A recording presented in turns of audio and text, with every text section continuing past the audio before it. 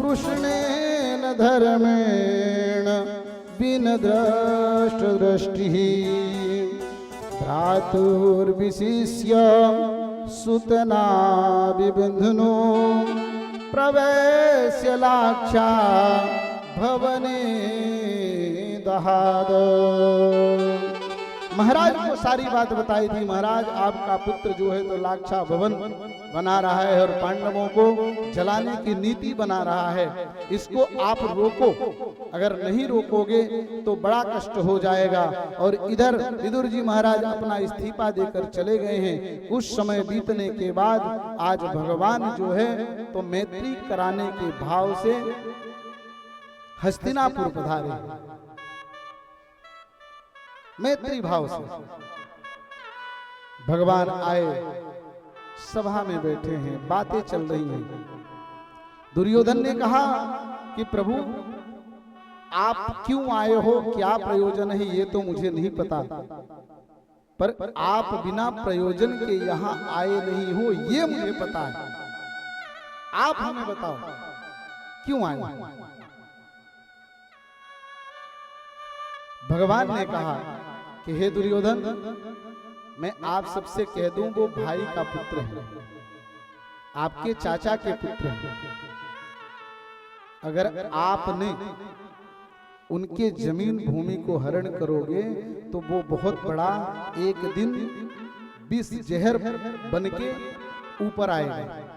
इसलिए मेरा विनम्र ये है कि वो 5 भाई हैं, हम ज्यादा नहीं मांग रहे हैं, केवल 5 ही गांव उनको प्रदान करो, इससे ज्यादा नहीं। बोले 5 गांव? बोले हाँ। बोले 5 गांव तो बात छोड़ो कन्हैया,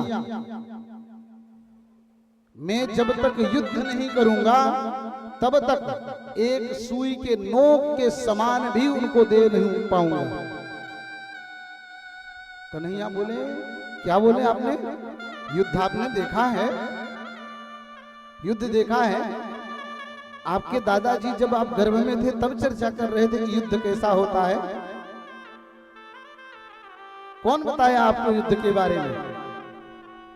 और युद्ध जिस दिन दुर्योधन ये युद्ध हो गया उस दिन ये भूमि जो है रक्त रंजित हो जाएगी। यहां वीरों से ये रक्त रंजित हो जाएगी।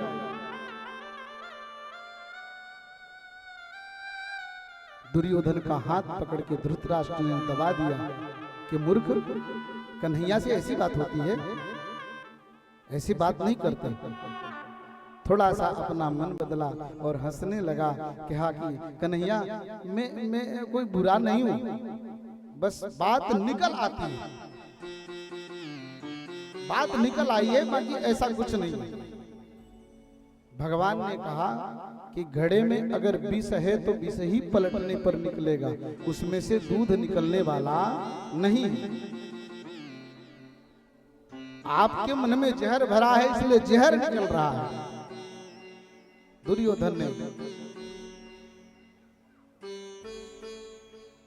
बड़े हंसते हुए प्रेम से कहते हैं कि हे भगवान, ये बात तो होती ही रहेगी, पर मेरी माँ गांधारी आपको बहुत मानती है और आपका संदेशा मिलते ही उन्होंने 56 भोग तैयार किया है और आपको उस भोजन को ग्रहण करना है। कन्हैया ने कहा कि देखो दुर्योधन, भोजन 2 ही बात पर होता है। बोले कैसे? बोले या तो भूख खूब लगी हो, या भूख लगी हो, या तो भोजन कराने वाले के प्रति प्रेम हो। बाकी ऐसे भोजन किया नहीं जाता। तो मैं भोजन करने वाला नहीं।